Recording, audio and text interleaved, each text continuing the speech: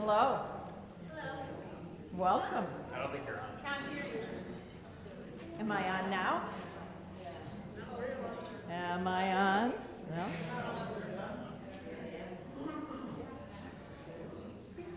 Testing, testing. Still testing. Still testing. Different mic. Hang on. Maybe.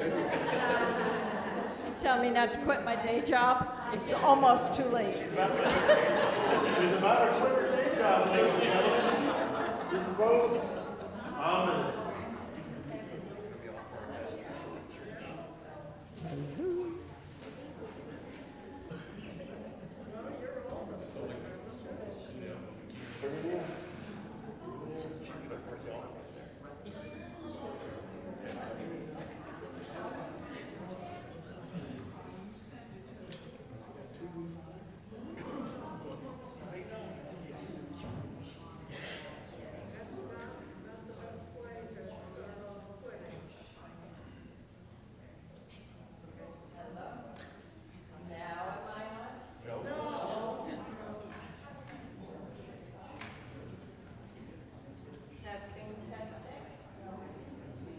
Hello? Here I am. Welcome to the, you're sitting way over there still. Come on right over here. That's her chair. That's where I like to sit. That's her chair. So, this is coming, but it's not time yet. So, this is our second annual talent showcase, I guess we'll call it, and an amazing array of all of our inner, best things. And now we'll do a musical thing, and we're going to do this in honor of Sir Erich.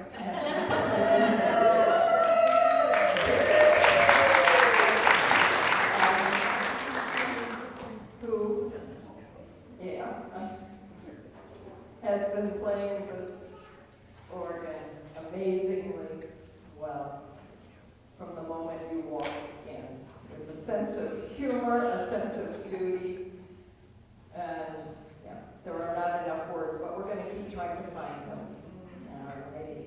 And then, Joe, I'm going to turn it over to you for a word from our sponsor.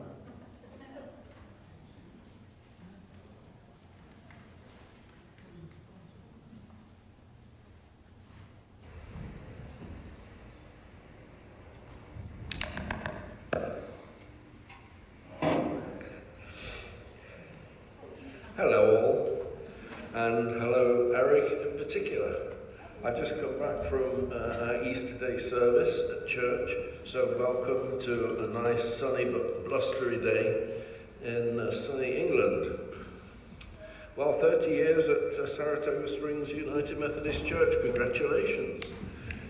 Of course, I have lots of wonderful memories, especially our shared time on the organ bench, and there are a few occasions that stick in my mind that might have stuck in yours too. One was when we did a benefit concert with Elaine, Gwen and Pastor Dave back in 1999, which we called Organ, Insanity and Madness. Naturally, I did most of the sanity bits, and you did mostly the madness bits. One of the pieces I recall was called The Little Pickle Book by P.D.Q. Bach for organ and dill piccolos. I think you played and I brought along the dill. Another piece that you performed with Pastor Dave on that occasion was the Peanut Butter Concerto with audience participation obligato. Now, I've heard that as a survival mechanism, the brain can suppress bad memories, which is probably why I can't recall too well how that went. But what was really madness was when you finished off the concert by playing magnificently Vidor's famous toccata, or rather his infamous toccata, as far as organists are concerned. It's fiendishly fast and furious and difficult. which brings to mind the occasion when the international organist Christopher Herrick came to Saratoga from England to play for our Millennial Concert Series. The day after his amazing recital, he gave a masterclass to some volunteers, Eric and me among them. And in front of this world-famous celebrity organist, I played something suitably safe. But Eric played a piece called Litanies by the French composer Jean Alain, another potentially mad choice, again because of its difficulty. Mr. Herrick congratulated Eric on not only his marvellous performance, but also for his bravery. And speaking about one of the most difficult sections, he said that no one ever plays that correctly, because it's impossible to do so. I have to tell you, I was so impressed with Eric that day. By sheer coincidence, I'm giving a talk on the history of the pipe organ later on this month. I'm going to be demonstrating some points using some audio clips from various organ CDs, including the one we made at Saratoga. And one of those clips features none other than Eric. I'd written this part of the talk before I knew of this celebration of his 30-year anniversary. But now that he knows what I'm planning, I'm sincerely hoping that he won't be sending me a bill for his performance royalties. Eric, congratulations again. Thank you so much for our shared memories and for keeping that organ bench warm for the last 25 years after we had returned to England. Love to everyone from the Piketts across the pond, and have a wonderful week after Easter. Bye-bye all.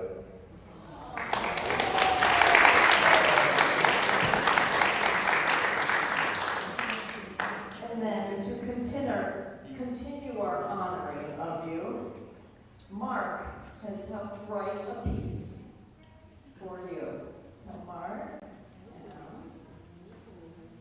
which we will attempt to perform properly.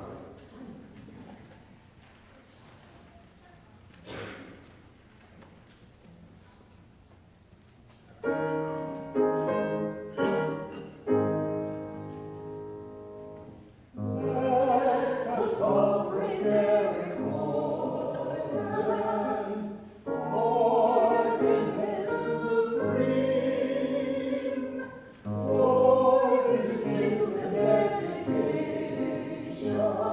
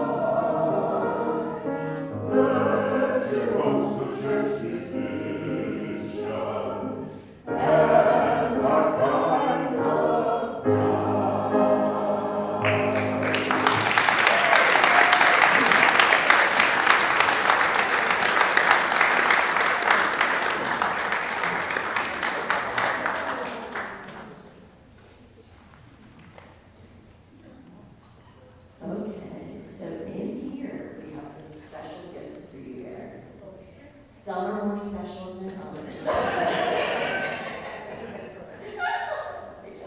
But I want to, as SPRC chair, thank you for your abundant service to our church, for always being here, for doing above and beyond always, for sharing your talent with us. And I'd like to have everybody give her a round of applause of appreciation.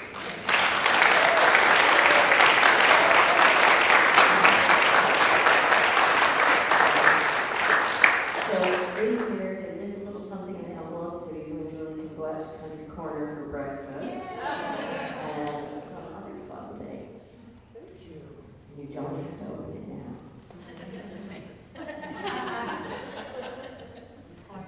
Sunday mornings, you hear Eric's gift and you see his cooperative spirit, more so than any other church musician I have been blessed to work with. He rolls with last-minute hymn changes, doesn't stop or refuse to play a hymn that he doesn't like. Yes, that has happened to me before. And gives his very best every single week. On top of Sundays, he is there for funerals and weddings. For those that are smooth and without complications, and those that start a half an hour late and continue past the benediction. Filling in and knowing when to start and when to stop, a gift beyond measure that has blessed my ministry for the last 12 years. He has never once corrected me during a wedding or rehearsal, and once drove over an hour to my son's wedding to play the bridal march, The Dancing Queen. He is there for so many of us, and for so many musical gifts and wishes that bless our lives. He uses these instruments to bless our community and allows the community to come in and use these gifts. He shows them and takes his time to show them how to use these instruments. Many other church musicians would never, ever do these things. You, Saratoga Springs United Methodist Church, are blessed to have Eric as your church musician. Thanks be to God. Amen.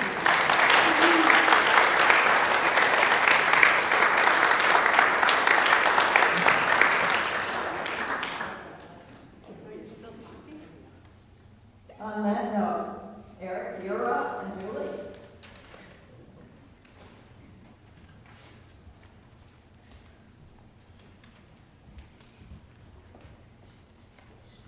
As a brief introduction, Julie Borden has sung first soprano at Saratoga Springs United Methodist Church with the Chamber Choir, and currently sings with the Baton Hill Chorale.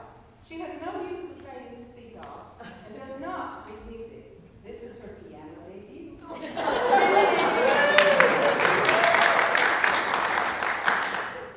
And what a coincidence, we're doing a piece from the Little Pig Book. I remember the concert he was talking about, he had a triangle part, which involved holding the triangle up and counting. For the whole piece that he never played. It was Bach, I don't know if most people know J.S. Bach. You know that he had a lot of children. P.D.Q. Bach is of his 20 some odd children, P.D.Q. Bach was the oddest. He wrote for unusual musical instruments like the hard art, the left-handed sewer flute, the double-rate slide music stand, and others. And we're going to do this little piece of a little paper book called, it's a chorale prelude called Ave Maria et Agnus Dei.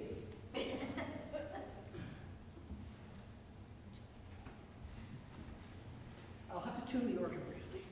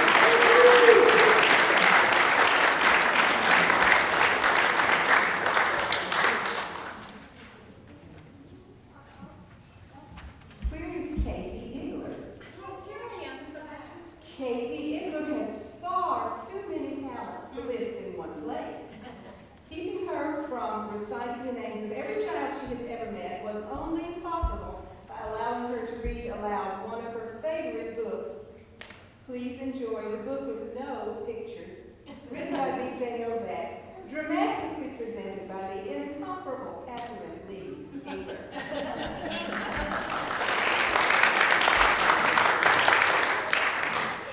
This is a book with no pictures. It might seem like no fun to have someone read you a book with no pictures. Probably seems boring and serious. Except, here is how books work. Everything the words say, the person reading the book has to say. No matter what. That's the deal. That's the rule. So that means, even if the words say, blork. Wait, what? That doesn't mean anything. Blurf. Wait a second. What? This isn't the kind of book I wanted to read. And I have to say every word the book says.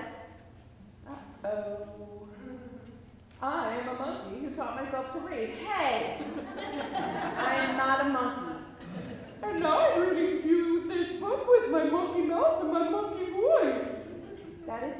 I am not a monkey. Yes, I am a monkey. Also, I am a robot monkey. And my head is made of blueberry pizza. Wait a second. Is this whole book a trick? Can I stop reading, please? No.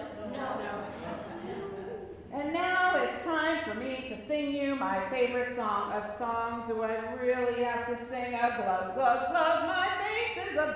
I eat it for breakfast, right off the rug.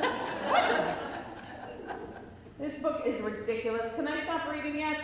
No. There are more pages? I have to read the rest? Yes. My only friend in the whole wide world is a hippo named Boo Boo Butt. Boo Boo Butt. And also, the kids I'm reading this to are the best kids ever in the history of the entire world. Oh, really? And these kids are the smartest kids too, because these kids chose this book even though it had no pictures, because kids know this is the book that makes grown-ups have to say silly things. And make silly sounds.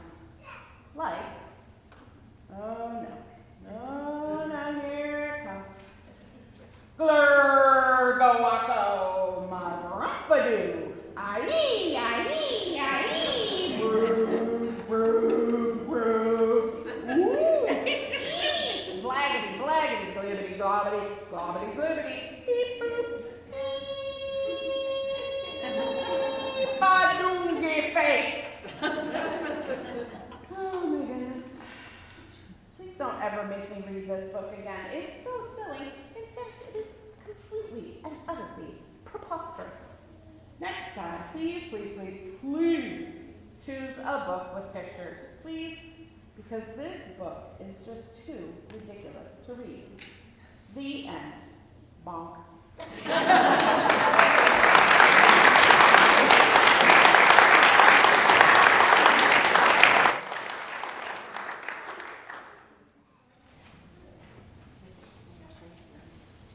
Steve Noel is a retired dentist that practiced here in Saratoga for 35 years, married with 10 grandchildren. He played the clarinet as a child and always wanted to try the saxophone. He bought an alto and taught himself. He paints, works on vintage cars, plays tennis and pickleball.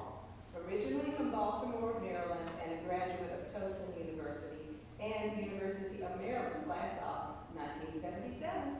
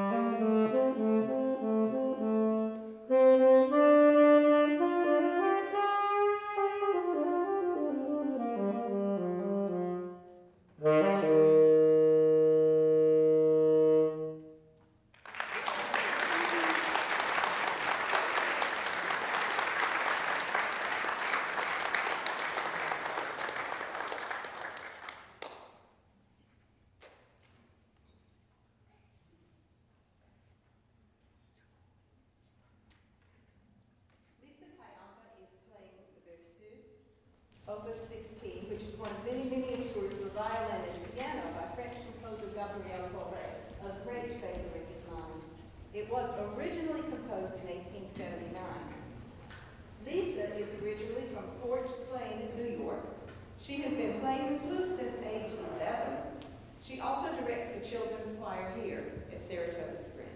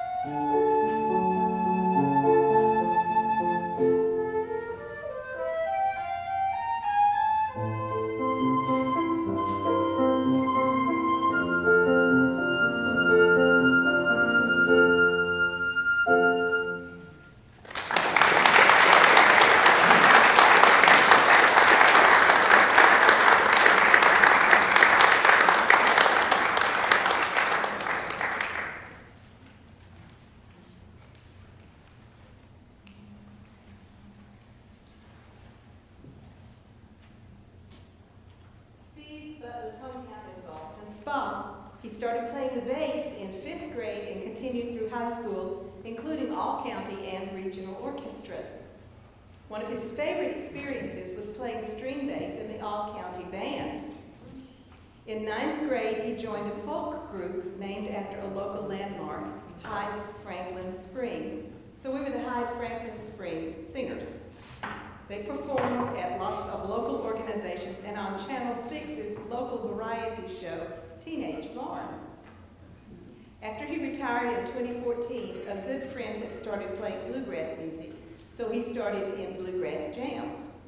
In 2016, he recruited some people he knew and started his own band called High Peaks Bluegrass Band, and they sing mostly gospel songs. Thank you, Steve.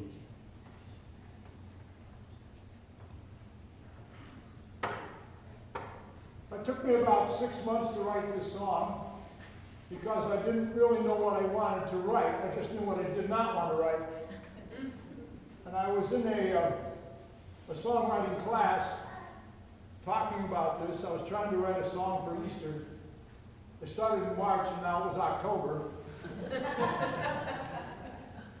And I was in this class talking about the problems I was having with it. And finally I said, well, it's all because the stone was rolled away. And then I went back to my room and I wrote it in an hour. I didn't write the tune. If you're a bluegrass fan, you may recognize it.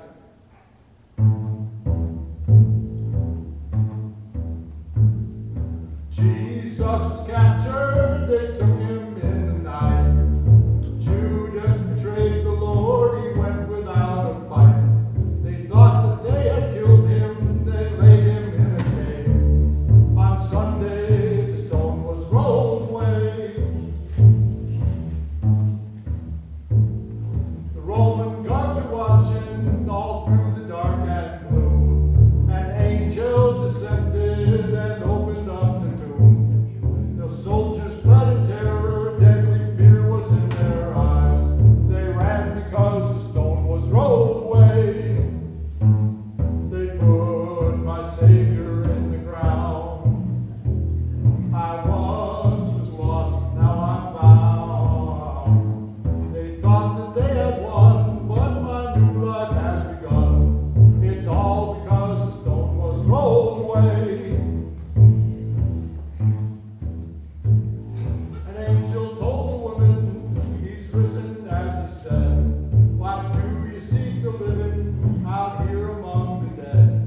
They ran to tell the others, but they could not believe. However could that stone be rolled away? They put my Savior in the ground. I once was lost, but now I'm found. They thought that they had won, but my new life has begun. It's all because the stone was rolled away. The men were all hiding in that upper room. Jesus appeared to them, he'd risen from the tomb. He said, go make disciples, I'm with you till the end. It happened when the stone was rolled away. They put my Savior in the ground. I once was lost, but now I'm found. They thought that they had won, but my new life has begun. It's all because the stone was rolled away. They thought that they had won, but my new life has begun. It's all because the stone was rolled away.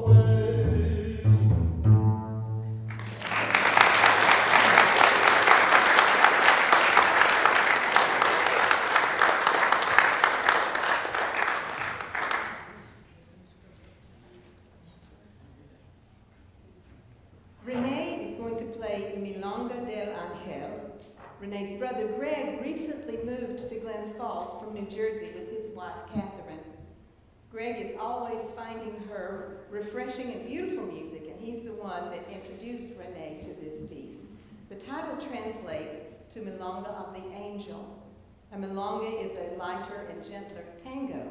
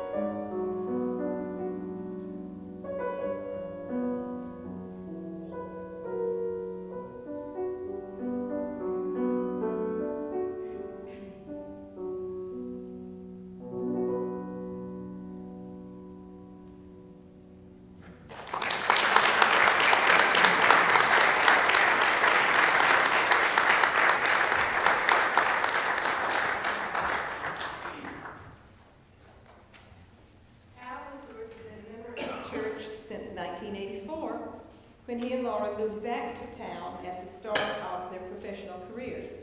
But Al has always been a singer, coming from a very musical family. He plays the saxophone, he's learning music theory, loves jazz and chord progressions, and loves the opportunity to sing one of his favorite songs from Les Mis.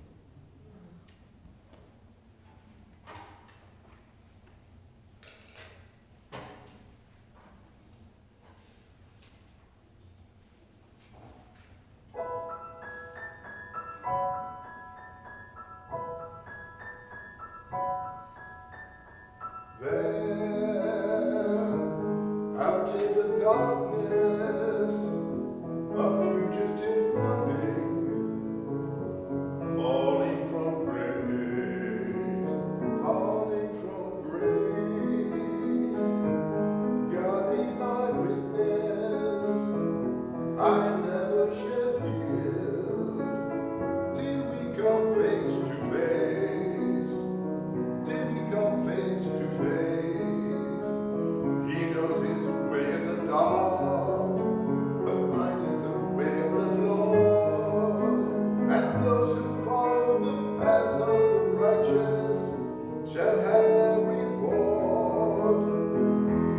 And if they fall as Lucifer fell, the flame, the sword, stars in your multitude, scarce to be counted, filling the darkness with order and light. You are the sentinels, silent and sure, keeping watch in the night, keeping watch in the night.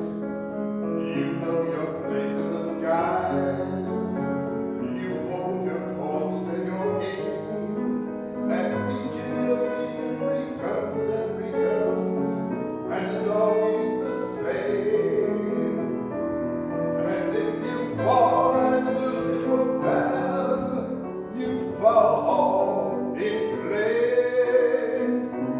And so it has been, and so it is written on the doorways to paradise, that those who falter and those who fall must pay the price.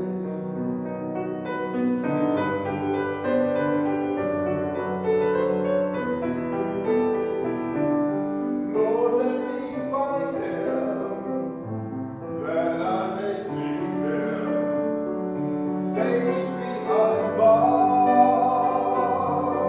I will never rest till then. This I swear, this I swear by the stars.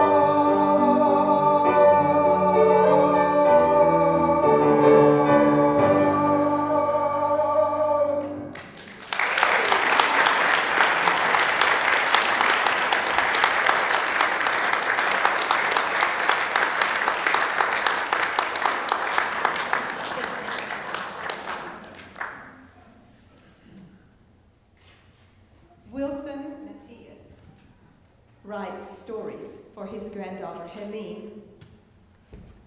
He and his wife have been married for 55 years this year. He went to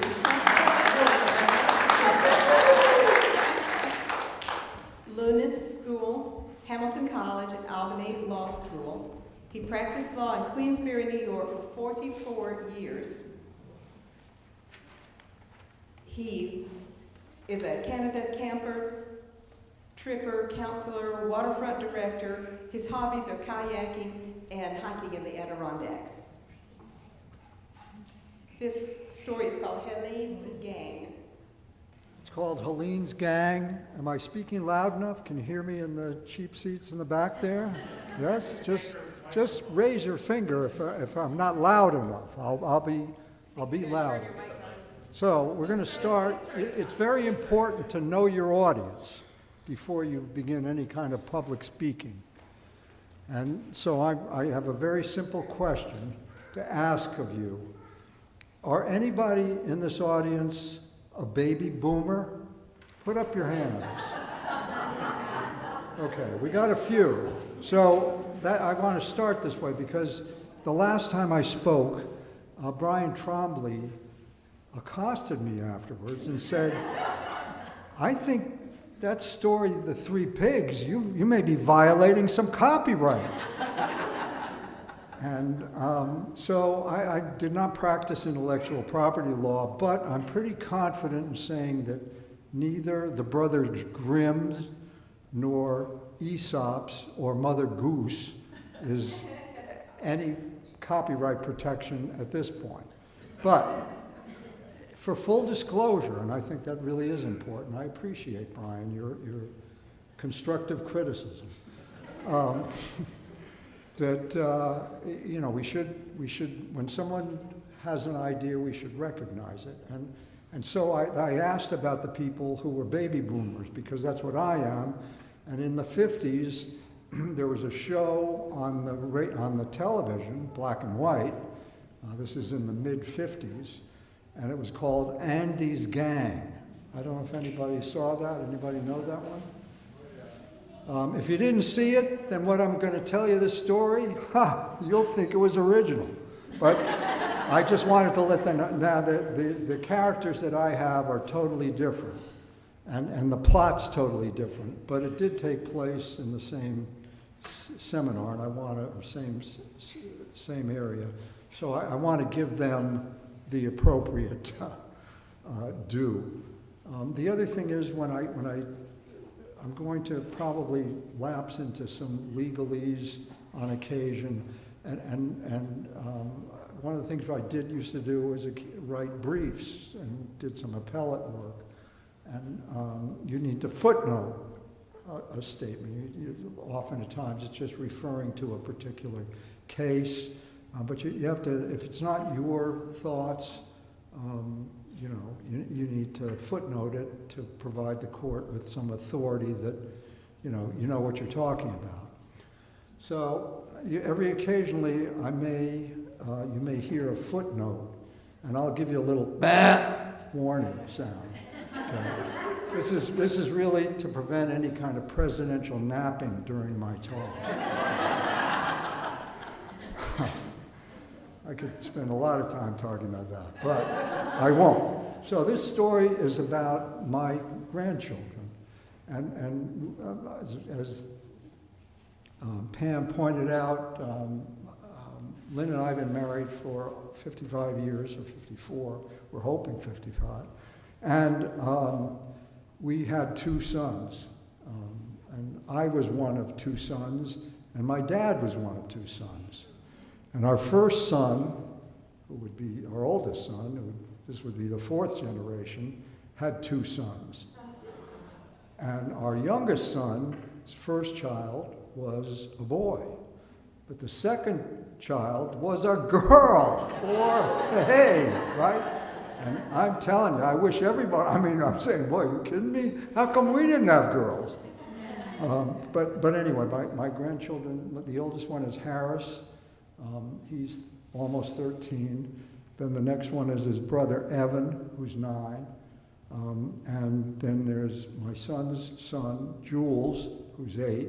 And then there's Helene, who's 3 3/4.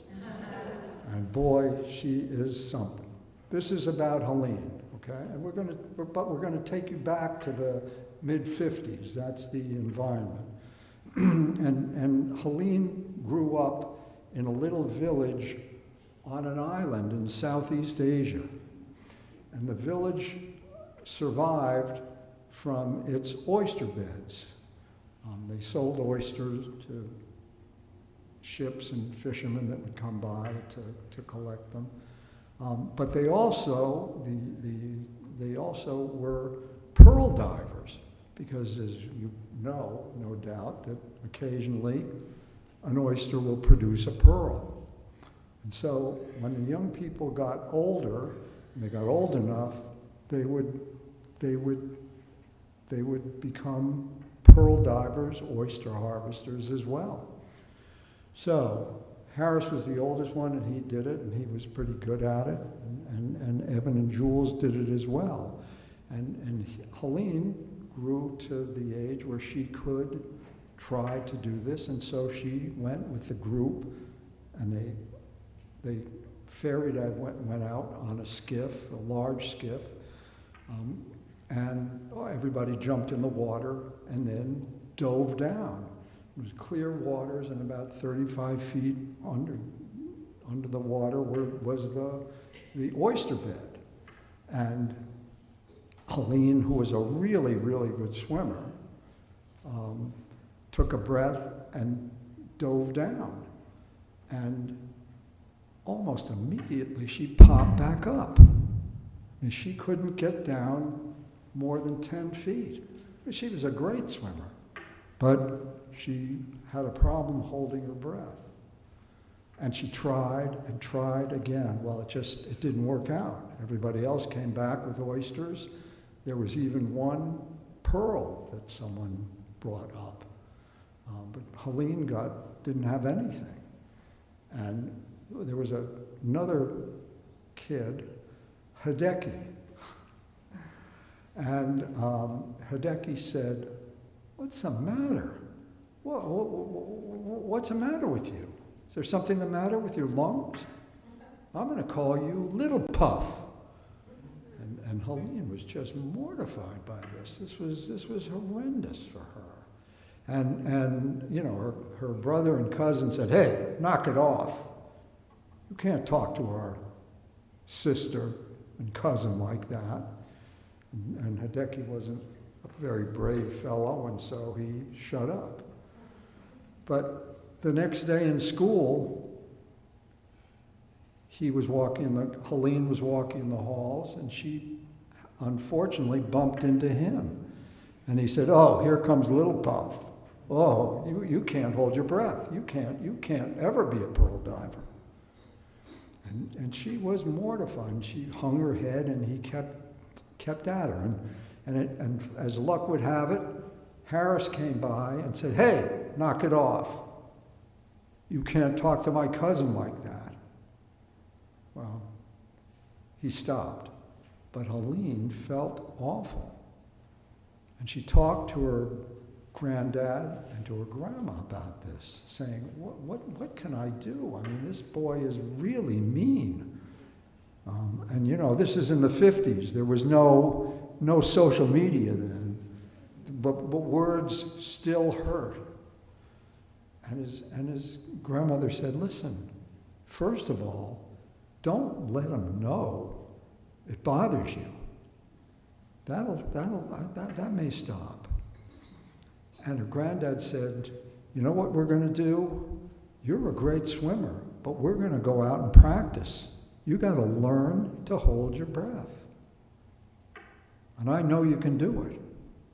Well, for weeks and weeks, one or the other, grandma or granddad, took Helene out in a little skiff, and she practiced. She practiced relaxed breathing. And then taking a deep breath, filling her lungs and going down. I mean, Pam could be a great teacher of this. And she did it for 2 weeks, and she got back, and the next time she had lunch with her grandparents, she said, "I'm not getting any better." And her grandma said, "You got to stick with it, kid. You just got to keep doing it. We're going to keep practicing. You're going to go with me, or you're going to go with your granddad, and you're going to do it." And she said, "Okay, I will, because I want to be a pearl diver, like my cousins, like my brother."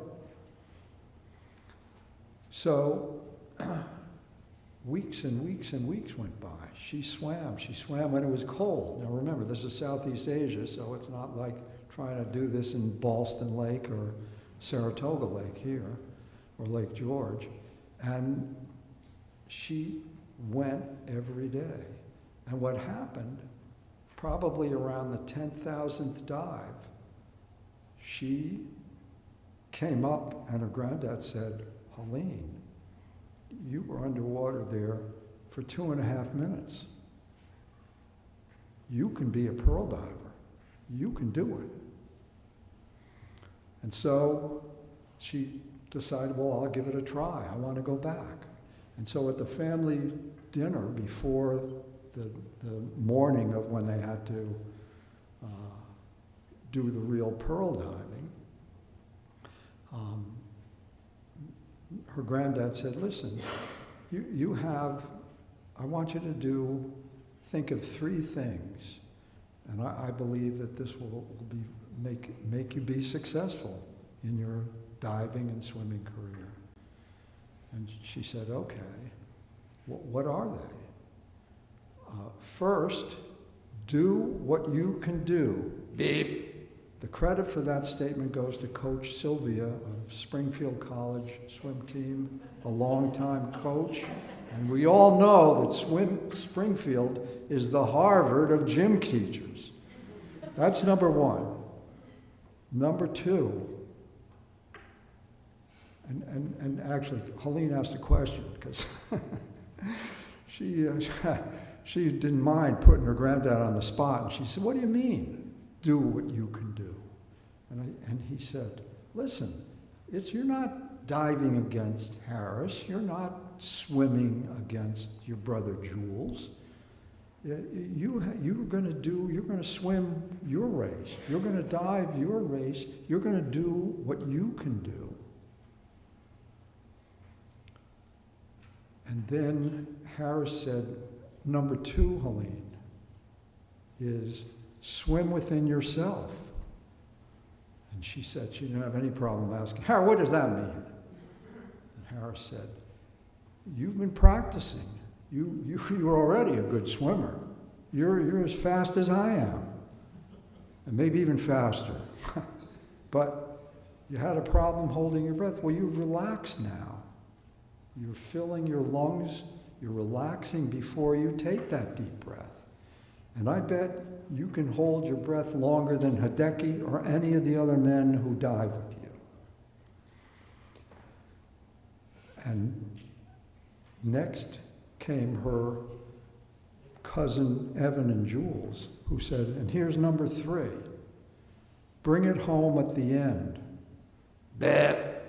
This is a statement from Eric McDonald, a longtime Hamilton College swim coach, who would also say, because we got to footnote this, don't pop your cork on the first lap. That's what it means. You know, your last lap should approximate what you did on your first lap. And Helene said, well, that all sounds good. I'm going to give that a try, and I think that I will be successful. So the very next day, she went out with all the other pearl divers and with Hideki, who said, oh, here comes Little Puff. I bet she's down. She'll last 2 seconds in the water. And she ignored it. And they swam, and everybody dived, and they all dove down. And Helene dove down, and she went down 35 feet, and she started harvesting mussels. Oysters. We don't want any mussels here. And she came up and was really surprised. She went down again. This went over for a while, and they moved. The currents pushed them in a little different area of the oyster bed, and much to make this dramatic, there was a giant oyster, a big giant oyster that was going like this, and it would close, and then every 2 minutes it would open up for fresh water and close again. Well, everybody had moved down closer to the giant oyster. And you should have seen this thing on Andy Devine, on the Andy's gang. But in real Helene life, it was a big, and it was kind of scary looking. And Hideki said, well, I'm going to go down. I'm going to go get something from that. And Hideki swam down, and just as he came down, the oyster shell opened and closed on his leg.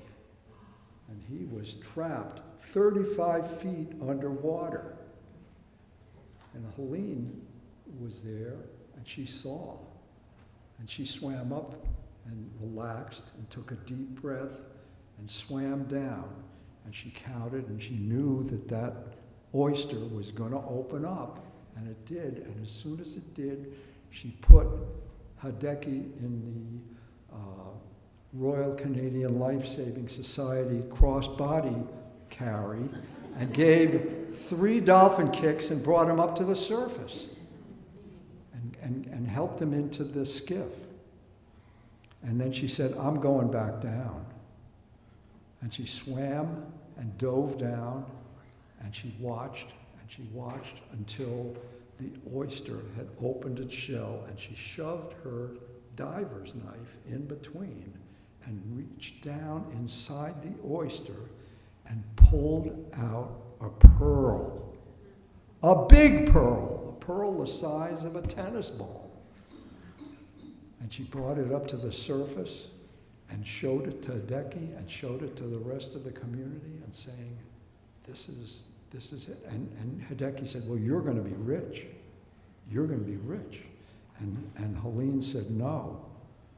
This is, the community is going to be rich. This is for everyone. We're giving this to everyone. And the community was happy, and the story is almost over. It's almost over. And Helene asked her granddad, hey, wait a minute. Well, did Helene and Hideki become BFFs? Now, the people who raised their hand, Harris would say, that's best friends forever, Granddad. And Granddad said, no, that would be a fairy tale. Thank you very much.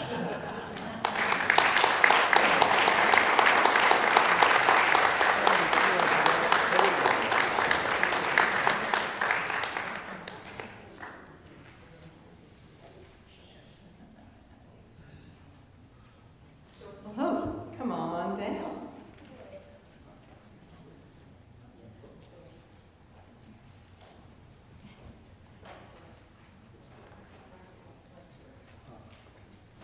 When I chose this song for an April performance, I assumed we would be having April showers.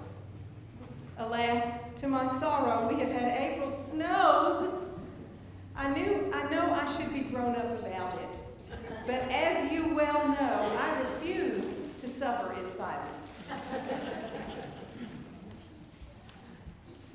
Pop song from 1963, originally performed by the Cascades.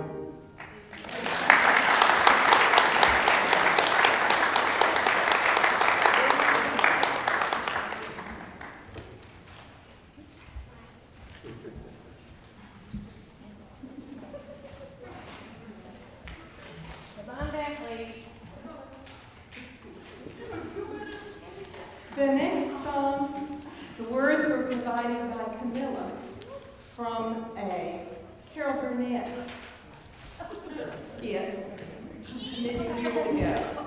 However, it has turned out to be quite appropriate, particularly in my case, because I know I'm falling apart at the seams.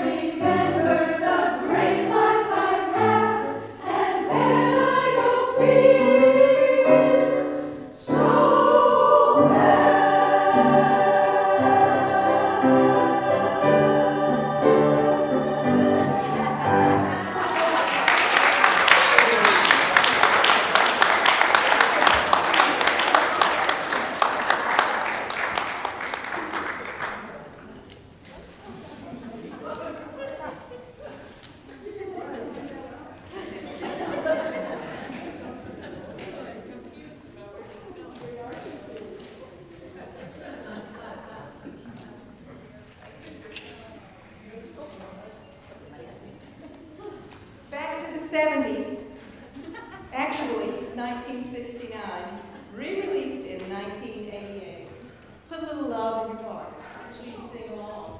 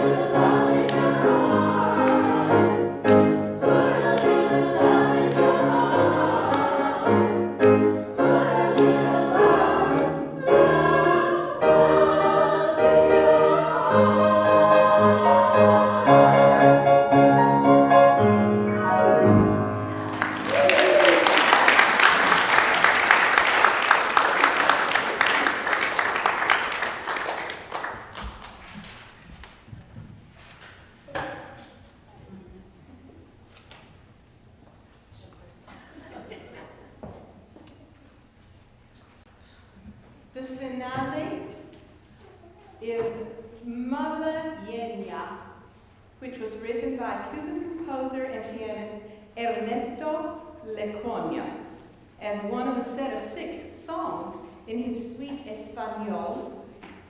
Malagueña is a flamenco-style dance from southeast Spain.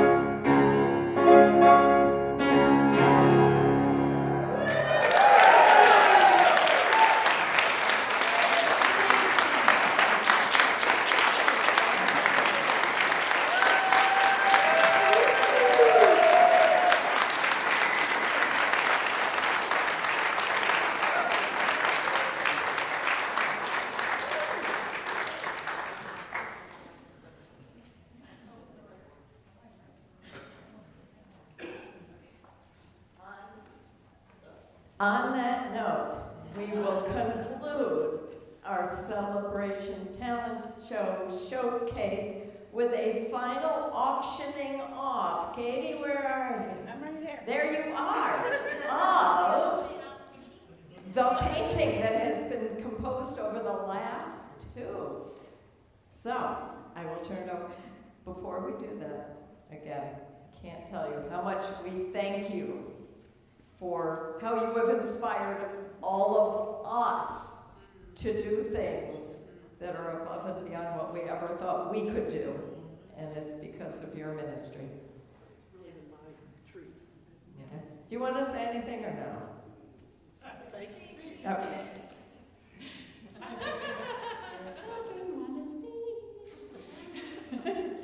All right, we are going to auction off this beautiful painting. We spent 2 talent shows making it, plus Julie doing some tweaking in their spare time.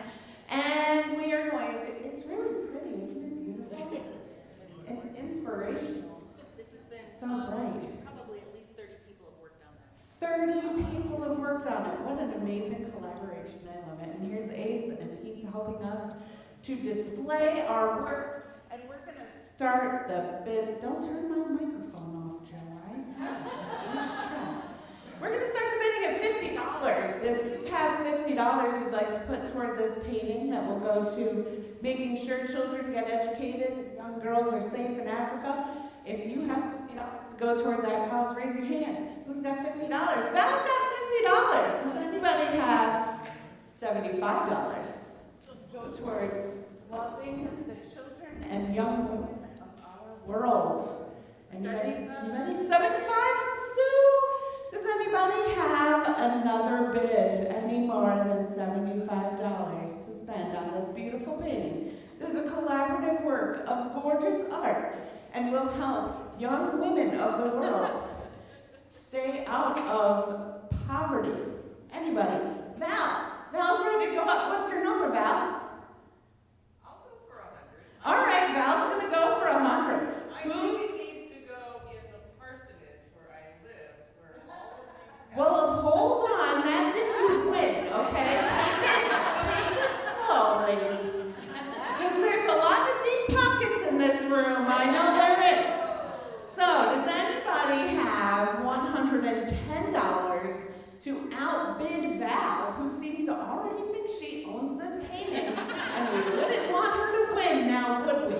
Who has $110 for this beautiful painting before Val decides to take? Oh, Laura does. Laura has 110. Oh, we can't let her win either. She's already having a big league. You know, the retirement is this week. She's going to get too big of a head if we have a successful talent show and a retirement and she wins the painting. So who's got 120 to keep Laura humble and Val from hanging this up? She already thinks she wins it. Who's got $120 for this beautiful painting? Who's got it? Somebody's got it. Nobody's got it. Not so. Oh, Jenny's got it. Jenny's got $120. She can't really afford it. No, she can't. She's got $120, and her daughter wants this painting in her room real bad. So, do you want to keep Edith from having this painting in her room for $120? You don't, do you? Do you? 125? $120.25. Anybody? Oh, Steve! 150. 150 from my personal best friend, Stephen Butler. $150. 150 from Steve. He is ready to contribute to these girls and children being educated and safe in Tanzania. Do I hear 160 for this painting? 160. Oh, I saw Ruth's hand move. I got really excited. Anybody? All right, we're going with 150 from Steve. 150 going once. 150 going twice. Sorry, Val. It's not going in the parsonage. Oh, yes, it is. 150. Sold to Steve Butler for $150. Gifted to Valerie Brown. Thank you, everybody.